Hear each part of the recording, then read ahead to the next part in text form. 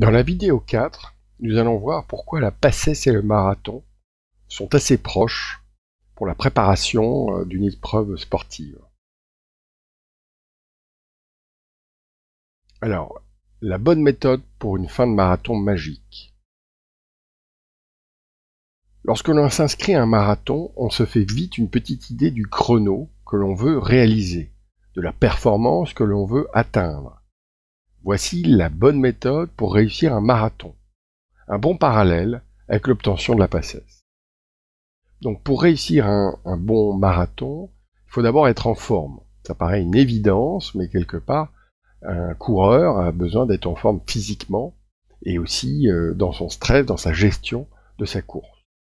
Il doit connaître parfaitement ses allures de course. C'est-à-dire qu'il va se préparer, il va s'entraîner, et quelque part c'est un parallèle avec la psychologie de la passesse. Il ne doit pas se surestimer. En effet, le jour du marathon, des 42,5 km, il doit savoir qu'il peut aller jusqu'au bout. Il s'est déjà bien entraîné, et quelque part, il s'est organisé pour pouvoir gérer sa course au mieux. C'est équivalent à la passesse sur l'organisation du temps de travail. Il doit adopter une allure par rapport à sa physionomie de sa personne, de son profil. Donc ça, c'est le parallèle qu'on pourrait faire pour la passesse, c'est votre type de mémoire. Qu'est-ce que vous avez comme mémoire? Une mémoire visuelle, une mémoire auditive? Est-ce que vous connaissez votre capacité de pouvoir retenir l'ensemble de ces cours? Eh bien, c'est pareil pour le marathon. On va adapter son allure. S'il y en a qui retiennent plus ou moins vite, si vous arrivez à retenir très très vite un cours, vous allez gagner du temps. Si par contre il vous faut plus de temps, eh bien il faudra le prévoir dès le départ. Il ne faut pas, pour faire un bon marathon, se laisser griser par le départ. Tout le monde part, les 10 000 concurrents partent, c'est le marathon de Paris par exemple, et ça y est, on veut suivre, on veut aller beaucoup plus vite.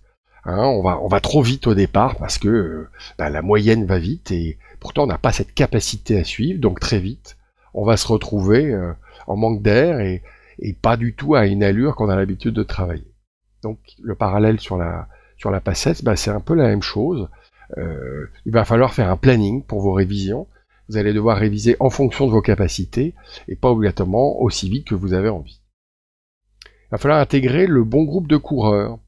Quelque part, quand on fait un marathon, on arrive vite à voir qu'il y a quelques personnes qui ont la même allure que soi, et on va s'intégrer à ce petit groupe de personnes qui courent comme ça, et ça va donner on va dire une allure globale et une motivation pour se raccrocher un peu aux autres.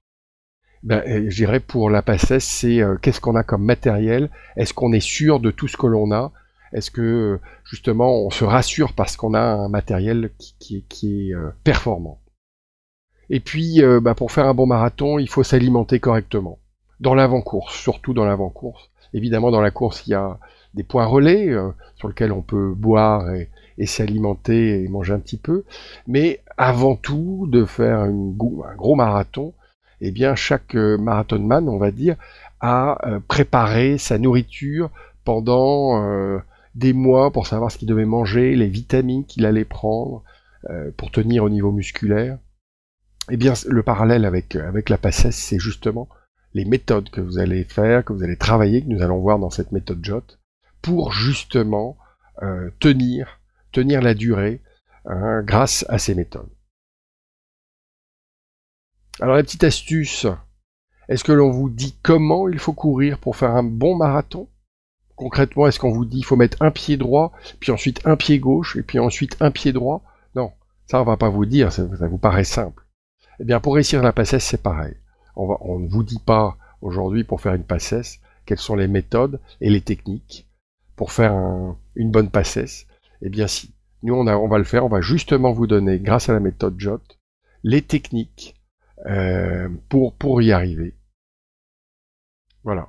Nous allons voir dans la prochaine vidéo, la vidéo 5, eh bien la fameuse méthode JOT, la partie 1, avant les concours. Avant les cours.